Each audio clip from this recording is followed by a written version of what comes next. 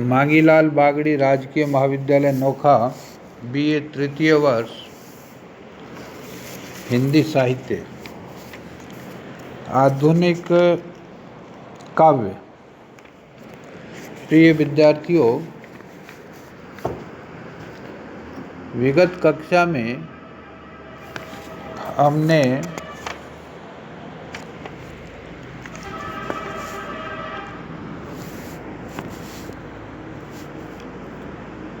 सुमित्रानंदन पंत और सूर्यकांत त्रिपाठी निराला की कविताओं की व्याख्या और उससे संबंधित प्रश्नों पर विचार विमर्श किया था।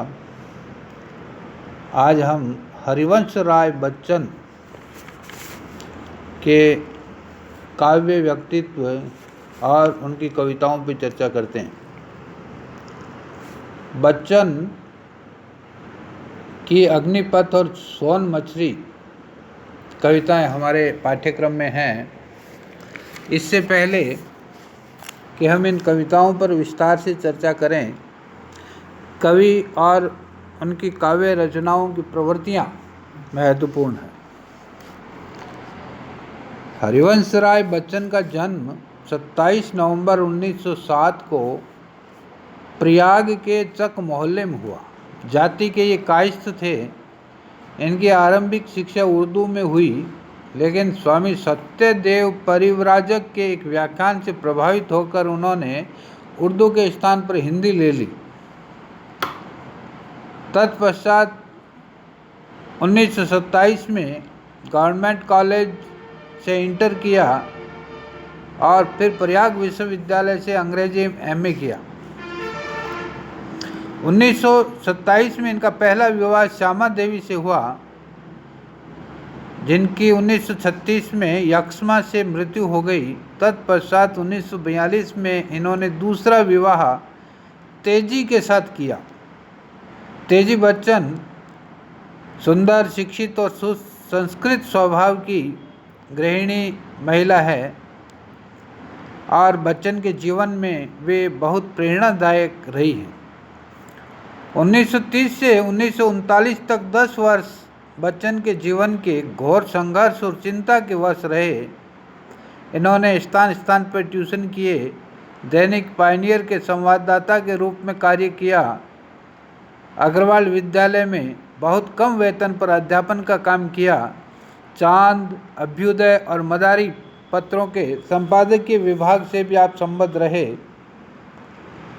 इसके पश्चात उनकी उन्नति का काल शुरू होता है। 1942 में ये प्रयाग विश्वविद्यालय के अंग्रेजी विभाग में ले लिए गए।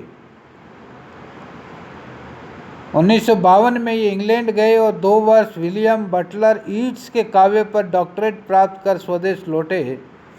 1955 में आकाशवाणी के इलाहाबाद केंद्र पर हिंदी प्रोड्यूसर के रूप में आपकी नियुक्ति हुई।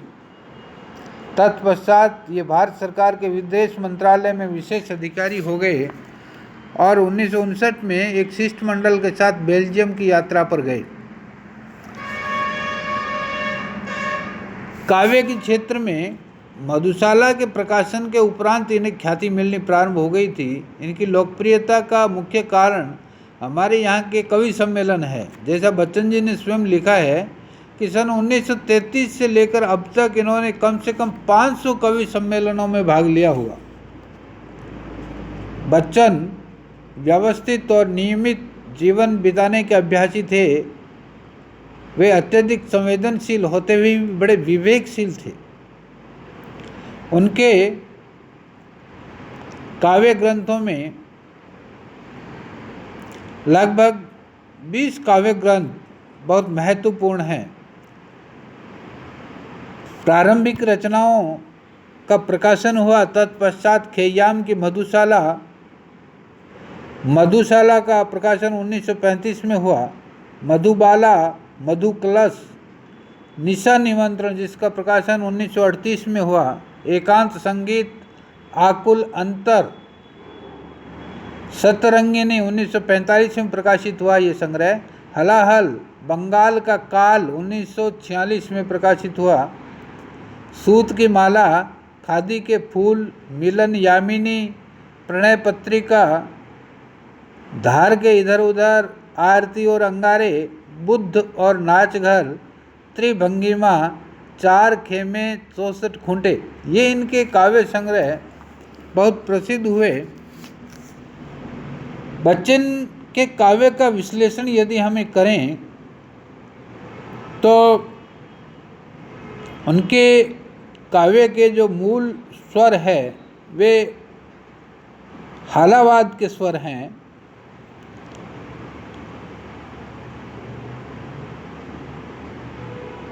बच्चन जी के अब तक के काव्य विकास को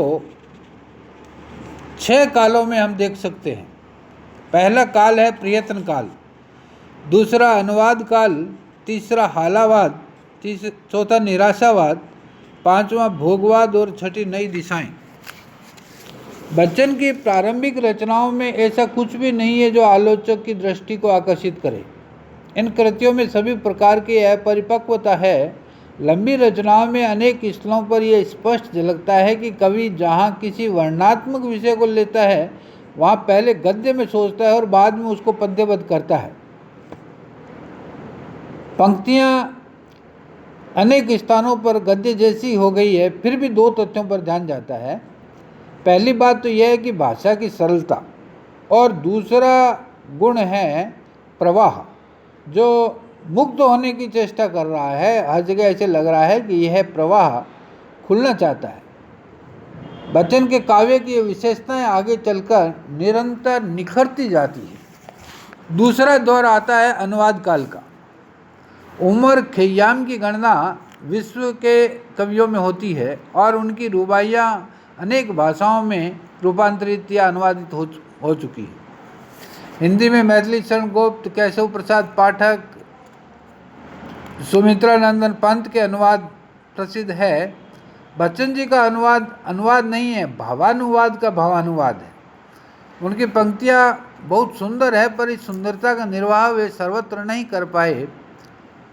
उनके छंद में अंग्रेजी का छंद पूरा समा जाता है और जो बच रहता है उसकी पूर्ति उनके अतिरिक्त शब्दों से करनी पड़ती है, जिससे सभी स्थानों पर काव्य श्री की वृद्धि नहीं हो पाती। बच्चन के चित्र दब से गए हैं। तीसरे, फिट्जरल्ड की भाषा बड़ी व्यंजनामयी है। बच्चन ने अपने बहुत से परिवर्तनों में उन व्यंजनाओं की व्याख्या करके व्यंग सौंदर्य को नष्ट सा कर दिया है। खय्याम का जीवन दर्शन बच्चन को इतना भाया कि उसे उन्होंने अपना लिया। खय्याम की तुलना में ही या उसकी क्षमता पर ही बच्चन ने मधुशाला, मधुबाला और मधु कलश की रचना की और हिंदी में एक नवीन वाद को जन्म दिया। यह वाद हालावाद के नाम से प्रसिद्ध हुआ, जो मदिरा पर बालकृष्ण शर्मा, नवीन आदि दूसरे कवियों ने भी लिखा, पर विस्तार से बच्चन जी ने ही इस पर काम किया। मधुशाला बच्चन की वह विशिष्ट रचना है जो कवि की प्रसिद्धि का आधार बनती है। उस रचना को समझने में दोहरी भूल हुई है। एक और पाठक समझता है कि ये रचना मदिरा से संबंध रखती है, दूसरी ओर कुछ लोगों का विश्वास है कि ये आध्यात्मिक है। मधुशाला के छंद उस अर्थ मदिरा से संबंधित नहीं है जिस अर्थ में उनका प्रचार उर्दू गज़लों में हुआ है। उन्होंने मदिरालय, मधुबाला, प्याला, हाला के प्रतीकों को स्वीकार करके उसका प्रयोग विभिन्न अर्थों में किया है। कवि ने सृष्टि की न जाने कितनी वस्तुओं में मधुरालय और रस की कल्पना की है। जहाँ तक बन पड़ा है, उन्होंने पाठक को कल्पना, विचार और भाव के लोक में ही घुमाया है, पर स्थूलता कहीं कहीं आ ही गई है। मधुशाला में बच्चन का कवि ही नहीं, सुधारक रूप भी है। उसमें उन्होंने बड़ी सहृदयता से सभी जातियों और धर्मों की एकता की घोषणा की है। सामाजिक विषमताओं और धार्मिक आडंबरों पर उन्होंने बराबर प्रहार किए हैं। लेकिन कवि के इस क्रांतिकारी रूप की ओर लोगों का बहुत कम ध्यान गया।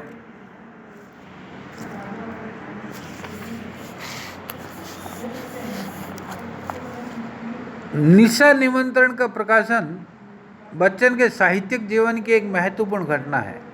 यह रचना इस बात का प्रमाण है कि बच्चन मधु और उन्माद के ही कवि नहीं, हृदय की कुछ गंभीर वृत्तियों के भी सफल विश्लेषक रहे हैं।